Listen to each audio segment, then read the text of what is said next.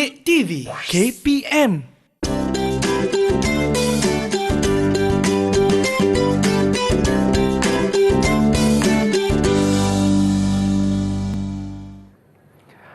Assalamualaikum, salam sejahtera, what's up everybody? Saya Akmal Nazri, selamat datang ke pentaksiran Bilik Darjah. Saya pasti murid-murid semua tertanya-tanya kan, apa tu pentaksiran Bilik Darjah Abang Akmal? Sabar kerana kita akan bersama dengan seorang pegawai katanya. Pegawaikah? Nak tahu siapa? Jom kita tengok profilnya. Mari kita.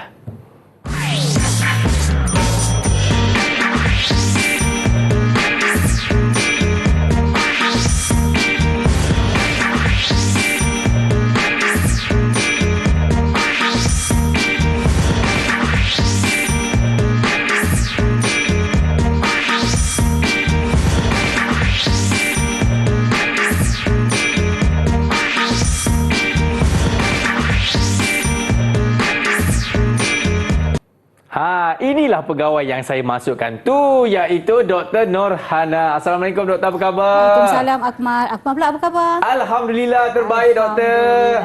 Sebelum kita nak tahu lebih lanjut lagi apa itu instrumen PBD ataupun pentaksiran Bilik Darjah, saya juga ingin memperkenalkan juru bahasa isyarat kita kali ini. Ini dia Cikgu Azliana. Apa khabar Cikgu Azliana? Sihat? Terbaik Cikgu Azliana. Okey, Doktor, saya pasti murid-murid tertanya-tanyakan, PBD iaitu pentaksiran Bilik Darjah. Tapi apa sebenarnya instrumen PBD ini Doktor? Silakan. Okey Akmal. Baiklah murid-murid, sebelum kita dengar apakah itu instrumen pentaksiran Bilik Darjah, kita ingat dahulu. Okey. Pernah tak dengar perkataan pentaksiran Bilik Darjah? Okey, saya sebut dulu. Pentaksiran Bilik Darjah atau juga dikenali sebagai PBD merupakan satu bentuk pentaksiran yang dilaksanakan dalam proses PDP, iaitu pada proses pengajaran dan pembelajaran yang dilaksanakan oleh murid di Bilik Darjah. Jadi dalam keadaan itu, murid akan dinilai secara berterusan sepanjang proses PDP itu berlangsung.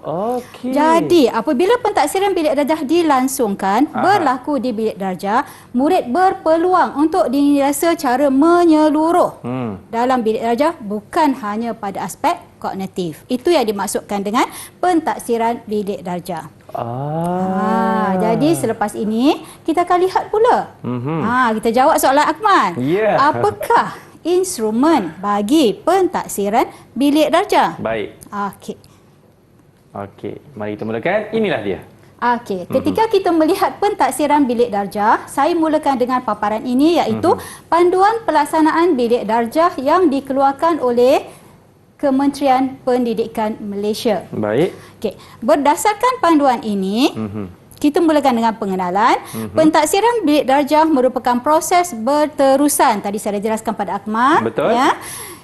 Dalam sesi pengajaran dan pembelajaran bagi mendapatkan maklumat tentang perkembangan, kemajuan dan kebolehan penguasaan murid terhadap matlamat kurikulum yang dihasratkan.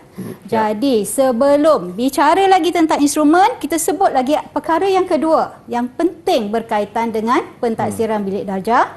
Dalam pelaksanaan pentaksiran Bilik Darjah, sebelum mula membuat pentaksiran terhadap murid, bermakna guru terlebih dahulu perlu menentukan hasil pembelajaran atau objektif pembelajaran yang akan dicapai oleh murid-murid berdasarkan objektif pembelajaran yang ditentukan daripada standard kandungan dan standard pembelajaran. Baik. Standard kandungan dan standard pembelajaran ini boleh dirujuk dalam DSKP ataupun juga dikenali sebagai Dokumen Standard Kurikulum dan Pentaksiran.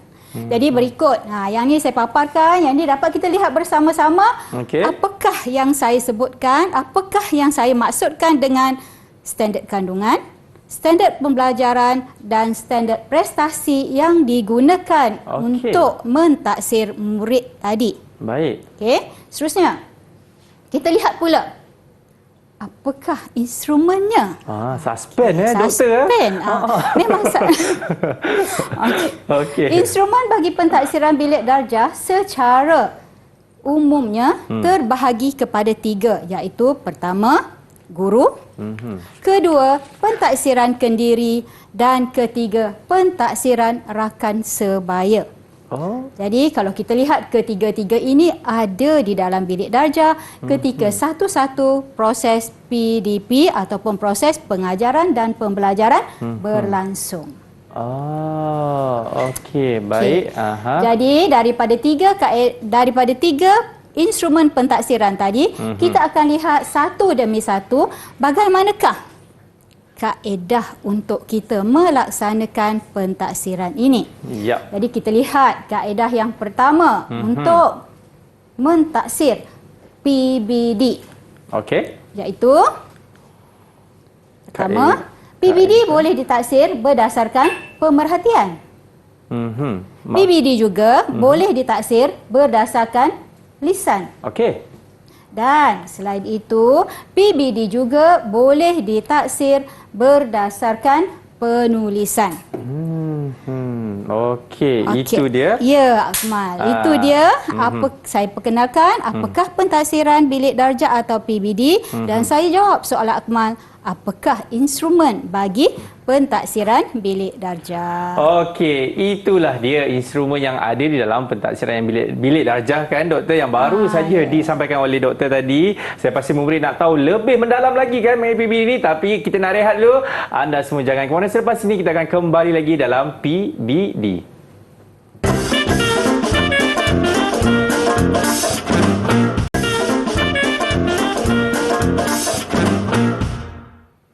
Baiklah murid-murid, kita masih lagi menyaksikan pentaksiran bilik darjah ataupun PBD bersama dengan saya Akmal Nazri dan juga Dr. Nurhana kita. Doktor okey doktor? Okey. Ramai murid-murid sebenarnya nak tahu. Saya okey doktor. Ni ramai murid ni sebenarnya nak tahu lagi apa yang ada dalam kaedah PBD ni doktor. Jadi jom kita sambung lagi kita punya perbincangan ini. Silakan doktor. Kita sambung lagi perbincangan kita atau perkongsian kita berkaitan dengan instrumen pentaksiran bilik darjah. Baik. Okey, tadi saya dah sebutkan pentaksiran bilik darjah terbahagi kepada ada tiga, iaitu pemerhatian, lisan dan penulisan. Okey, berikutnya. Okey. Kita lihat apa yang ada dalam pemerhatian, apa yang ada dalam lisan dan apa yang ada dalam penulisan. Bagaimana pentaksiran melalui pemerhatian dilaksanakan? Okey, pentaksiran melalui pemerhatian dilaksanakan menggunakan tiga alat. Okey. Tapi walau bagaimanapun, apa yang saya bicarakan ini merupakan cadangan. Di peringkat bilik darjah masing-masing, guru sebenarnya mempunyai flexibility ataupun kebebasan untuk menggunakan instrumen-instrumen lain yang difikirkan bersesuaian untuk tujuan mentaksir murid-murid semasa proses PDP berlangsung. Okey, kita lihat dulu pada kaedah yang pertama yang saya sebutkan tadi, iaitu kaedah pemerhatian. Baik. Cadangan ya untuk kaedah pemerhatian untuk mentaksir PBD, pertama menggunakan senarai semak, kedua menggunakan anekdot, ketiga menggunakan rekod berterusan, dan pada masa itu ya, di samping itu guru juga boleh menggunakan gambar aktiviti. Kemudian bagi pentaksiran yang dilaksanakan menggunakan kaedah lisan, guru boleh melihat interaksi respon guru dalam bentuk soalan lisan antara murid dengan guru, boleh juga dalam bentuk soalan lisan murid dengan murid, atau melalui aktiviti yang dilaksanakan oleh murid seperti mendeklamasi saja. Seterusnya, satu lagi Ahmad, iaitu pentaksiran yang menggunakan instrumen penulisan. Untuk penulisan pula, guru-guru boleh menggunakan lembaran kerja yang mungkin dalam bentuk soalan latihan, dan juga boleh menggunakan lembaran kerja dalam bentuk jadual. Setiap satu ini, saya akan perincikan lagi pada perbincangan seterusnya. Okey, baik. Ini dia. Jadi, kita lihat satu persatu apa yang saya perkatakan tadi, iaitu pentaksiran yang dilaksanakan secara pemerhatian. Yang ini saya senaraikan tadi. Yang pertama, senarai semak, dah sebut tadi. Kedua, anekdot. Dan rekod berterusan juga saya sebutkan tadi. Kita lihat contoh-contohnya. Baik. Okey, ini ialah contoh cadangan ya bagi penggunaan senarai semak sekiranya di dalam bilik darjah guru-guru menggunakan senarai semak untuk mentaksir tahap penguasaan murid. Kalau kita lihat di sini, bila saya menyebut tentang mentaksir tahap penguasaan murid, guru perlu kembali merujuk kepada rubrik yang ada dalam DSKP. Okey, ini ialah contoh senarai semak. Bagaimana senarai semak ni nak digunakan? Contohnya sekarang yang saya paparkan ialah senarai semak untuk mata pelajaran reka bentuk dan teknologi yang ada pada atau yang dipelajari oleh murid tingkatan 1. Okey, dalam senarai semak tersebut, di ruang pertama kita ada bilangan, ruang kedua kita ada nama murid dan seterusnya kemahiran-kemahiran yang perlu dikuasai oleh murid. Guru boleh menandakan pada senarai semak tersebut apakah kemahiran-kemahiran yang telah dikuasai oleh murid dan pada masa yang sama sekiranya memerlukan catatan tambahan, guru boleh lengkapkan di ruang catatan. Inilah satu contoh, satu cadangan bagaimana pentaksiran secara pemerhatian boleh dilaksanakan menggunakan senarai semak. Baik. Okey, seterusnya kita lihat pula yang ni saya sebutkan yang kedua tadi, iaitu pentaksiran, masih lagi pentaksiran secara pemerhatian, tetapi kali ini kita menggunakan pula kaedah anekdot ataupun catatan ringkas. Okey, yang saya paparkan di sini ialah contoh bagi bagaimana agaknya anekdot nak digunakan oleh rakan-rakan guru untuk mentaksir murid. Sebagaimana saya sebut tadi, anekdot ialah catatan ringkas. Jadi dalam keadaan tersebut, guru yang memang mengenali murid yang ada di hadapannya di dalam bilik darjah mencatatkan. Catatan ini agaknya untuk siapa? Contoh yang saya letak di sini, pada 13 hari bulan 10 2016, hari Khamis. Okey. Murid telah membersihkan kelasnya tanpa disuruh atau dikawal selia oleh guru. Dia terus bertugas membersihkan kelas dengan menyapu, menyusun meja dan seterusnya lah. Jadi dalam keadaan itu, guru membuat catatan.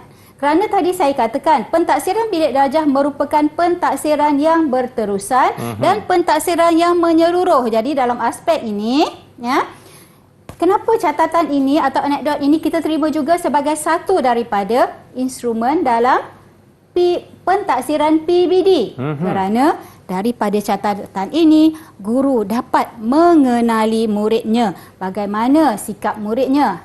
Kerana tadi saya katakan pentaksiran ini merupakan pentaksiran yang menyeluruh. Okey. Seterusnya Akmal, kita lihat pula seterusnya ya. Silakan. Okey. Pentaksiran secara pemerhatian. Masih lagi kaedah yang pertama, iaitu pentaksiran secara pemerhatian. Kali ini kita gunakan pula catatan rekod berterusan. Bila saya katakan catatan rekod berterusan ini dah tentulah memerlukan catatan peringkat demi peringkat ataupun beberapa pengkisahan. Pengkisahan di situ maksudnya bukanlah kita nak buat cerita penglipu lara, tetapi apa yang berlaku. Jadi kita lihat contoh. Contoh katalah berdasarkan pemerhatian guru, sebab tadi kita guna kaedah pemerhatian lagi, kita masih berada di kaedah pemerhatian. Baik. Berdasarkan pemerhatian guru, Amirah dilantik sebagai ketua kumpulan untuk melaksanakan aktiviti pembelajaran. Jadi selaku ketua, Amirah membahagikan tugas kepada ahli kumpulannya. Agaknya Amirah buat sesuatu tak dalam keadaan tu? Mesti dia buat, cikgu. Ya, jadi dalam keadaan itu Amirah mampu menunjukkan keterampilannya sebagai pemimpin dalam kumpulannya. Jadi ini juga boleh dianggap sebagai satu bentuk pentaksiran kepada murid. Sebab apa boleh ditaksir? Kerana tadi saya sebutkan pentaksiran bilik darjah merupakan pentaksiran yang menyeluruh, tidak terhad kepada aras kognitif semata-mata. Jadi Akmal, kita dah selesaikan tiga instrumen, kaedah. Yang pertama tadi apa dia buat murid? Betul. Yang kedua apa? Dan yang ketiga? Betul. Doktor, diorang jawab semua betul lah doktor. Maknanya dia faham. Tanya saya tak Akmal faham. pandai kena. Saya je tak faham ni. Kenapa ni? Okey, sambung. Okey, seterusnya kalau kita dapat Selingan lihat. sikit-sikit. Apa yang doktor nak kongsikan Okey, adalah seterusnya tadi saya sebutkan dalam pemerhatian juga guru dicadangkan supaya masukkan, ambil gambar ketika murid-murid laksanakan aktiviti. Kenapa agaknya? Supaya saya rasa orang yang melihat laporan tersebut pun dia akan lagi percaya kot. Dia akan lagi dapat menarik sebenarnya. Akmal pernah tak mendengar biar gambar berbicara? Sering kali saya mendengar ni. Jadi dalam keadaan ini, gambar juga merupakan satu perekodan yang boleh menjelaskan tentang pelibatan murid. Okey. Dan itulah yang juga boleh dilihat oleh guru, boleh digunakan oleh guru sebagai bukti kepada pentaksiran yang telah dilaksanakan. Dan dalam konteks ini, pentaksiran yang guru laksanakan ialah pentaksiran dalam bentuk pemerhatian. Itulah dia pentaksiran secara pemerhatiannya doktor. Dan katanya doktor juga nak terangkan mengenai pentaksiran orang kata apa secara lisan. Macam mana pula tu doktor? Okey, jom kita lihat.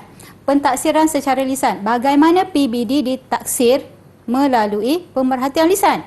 Pertama, guru akan melihat bagaimana interaksi antara murid dengan guru. Bermakna ketika itu guru boleh mentaksir murid ketika guru bersoal jawab dengan murid. Kedua, interaksi antara murid dengan murid. Guru memerhatikan bagaimana murid berinteraksi dengan murid dan dari situ PBD boleh ditaksir. Seterusnya pula interaksi murid dengan pembelajaran. Jadi kita lihat contohnya di sini. Ini ialah contoh bagaimana guru boleh mentaksir PBD secara lisan dengan melihat interaksi murid dengan guru. Guru boleh bertanya soalan, tapi dalam keadaan ini adalah contoh. Guru tidak perlu menyediakan catatan sebegini bagi menyatakan tentang pentaksiran lisan. Seterusnya, ini pula merupakan pentaksiran yang boleh dilaksanakan atau contoh pentaksiran yang boleh dilaksanakan oleh guru untuk menilai pentaksiran murid dengan murid atau rakan sebaya, iaitu ketika murid berinteraksi dengan rakan sebayanya. Okey, seterusnya lagi kita lihat pentaksiran secara lisan juga boleh ditaksir ketika murid berinteraksi dengan bahan, iaitu ketika murid menyampaikan, mengambil bahagian dalam aktiviti pembelajaran, contoh bersyair dan sebagainya. Okey, seterusnya. Seterusnya kita lihat pula bagaimana pentaksiran secara penulisan tak dilaksanakan atau boleh dilaksanakan. Yang tadi saya sebutkan antaranya ialah menggunakan lembaran kerja. Lembaran kerja boleh dalam dua bentuk. Mungkin dalam bentuk soalan latihan atau dalam bentuk jadual. Jadi berikut merupakan paparan contoh bagaimana pentaksiran lisan, pentaksiran PBD dilaksanakan secara penulisan dengan menggunakan lembaran kerja. Manakala yang berikut pula merupakan contoh penggunaan lembaran kerja dalam bentuk jadual. Seterusnya doktor, nampaknya kita kena berhenti dekat dulu doktor. Sebab tadi pun kita dah tengok dah kan, secara lisan, secara gambar kan doktor tadi kan. Betul ke gambar doktor? Kenapa doktor terus saya macam tu doktor? Takut kita ada saya. Lisan, kita ada pemerhatian dan kita ada penulisan. Itu yang saya nak masukkan tadi. Okey, jadi jangan berpening kembali, kita nak berhenti rehat dulu. Murid semua jangan ke mana-mana. Selepas ini kita akan kembali lagi dalam pentaksiran Bilik Darjah.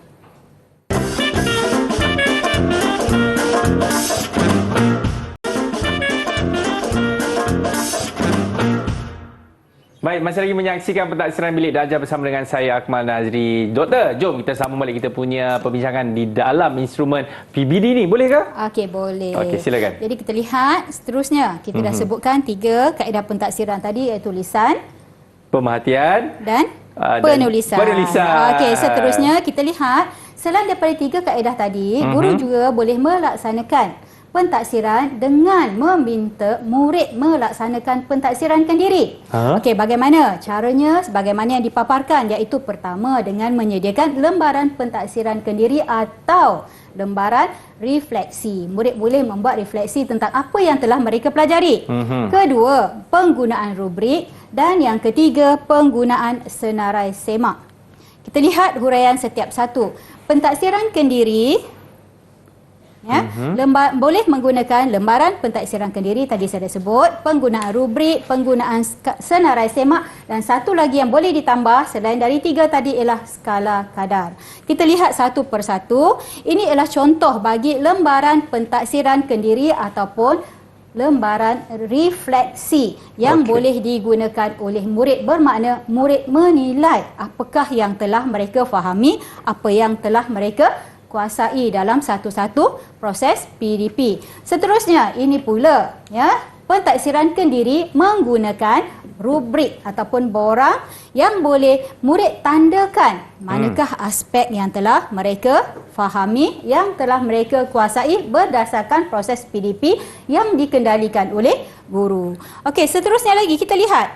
Ini ialah contoh penggunaan senarai semak sekiranya guru mahu murid menilai membuat pentaksiran kendiri.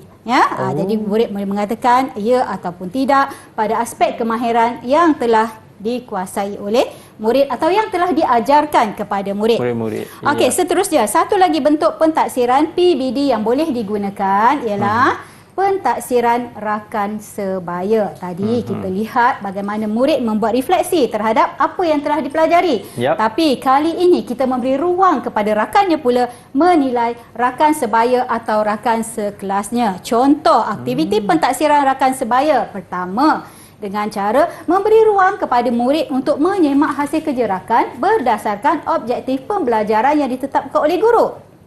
Yang kedua, perbincangan secara formal. Guru boleh melihat bagaimana pelibatan murid dan minta murid rakan menilai rakan di dalam bilik darjah tentang bagaimana interaksi rakannya dalam perbincangan kumpulan secara formal. Kemudian, ketiga, memeriksa atau memberi skor terhadap aktiviti yang dilaksanakan oleh rakan dalam kumpulan atau rakan dalam kelas atau rakan dalam bilik darjah. Dan seterusnya, keempat, perbincangan dan maklum balas. Dalam keadaan itu, murid boleh menilai rakannya dengan cara memberi maklum balas tentang pelibatan rakannya. Contoh ketika melaksanakan pengajaran berasaskan projek dan lain-lain kerja kumpulan.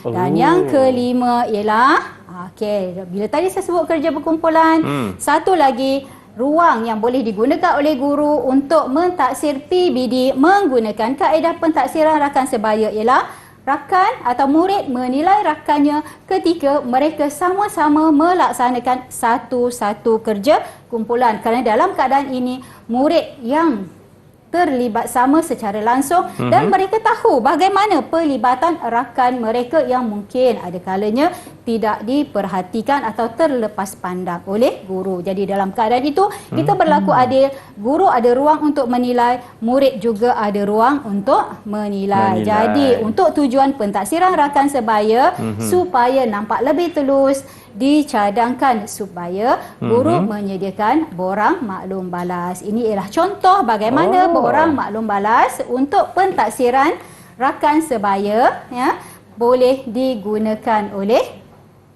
guru dan digunakan oleh murid untuk menilai rakan dalam kelas, dalam kumpulan atau dalam bilik darjahnya. Cik Akmal. Itulah dia doktor mengenai pentaksiran bilik darjah. Saya pasti ini bukan saja memberikan kebaikan kepada murid, malah juga memberikan kebaikan kepada guru-guru juga kan, supaya guru-guru ini sentiasa memberikan satu idea yang orang kata kreatif kan kepada murid-murid. Okey, rumusannya doktor. Okey, jadi sekarang kita dah bicarakan tentang instrumen yang boleh digunakan untuk pentaksiran bilik darjah. Jadi kita sampai ke bahagian rumusan. Apapun keadaannya ketika melaksanakan PBD atau pentaksiran bilik darjah, kita harus faham bahawa pentaksiran bilik darjah merupakan sebahagian daripada PDP yang melibatkan proses mengumpul, menganalisis maklumat serta membuat refleksi terhadap PDP yang dilaksanakan secara berterusan. Dan dalam keadaan ini kita harus ingat bahawa pelaksanaan PBD yang betul akan memberi gambaran yang jelas tentang penguasaan murid terhadap standard pembelajaran yang diharapkan dalam kurikulum. Itu sebab tadi saya kata PBD menilai secara keseluruhan bukan hanya aspek kognitif. Dan yang lebih penting yang perlu kita ingat bahawa segala maklumat yang diperoleh dalam pentaksiran bilik darjah tadi bukan bertujuan untuk membuat perbandingan antara murid. Jadi, sebaliknya maklumat tersebut hendaklah digunakan oleh pihak sekolah, oleh pihak ibu bapa, oleh guru dan pihak-pihak yang terlibat untuk merancang apakah agaknya tindakan susulan yang boleh dilaksanakan bagi menambah baik penguasaan dan pencapaian murid dalam pembelajaran. Itu sebabnya tadi kita sebutkan bahawa dalam pentaksiran bilik darjah, tahap penguasaan murid itu yang penting dan tahap penguasaan ini boleh dinilai secara berterusan dan ditambah baik berdasarkan satu-satu pentaksiran. Itulah dia Ahmad. Apa yang kita nak sebutkan tentang instrumen PBD. Terima kasih banyak Dr. Nurhana di atas perbincangan tersebut dan juga tak lupa kepada jurubahasa isyarat kita Cikgu Azliana. Diharapkan sekali sebanyak ini juga memberikan orang kata inspirasi kan kepada guru-guru di luar sana. Baiklah, kita akan jumpa lagi di PBD seterusnya ataupun pentaksiran bilik darjah. Saya Akmal Nazri. Assalamualaikum. Bye-bye.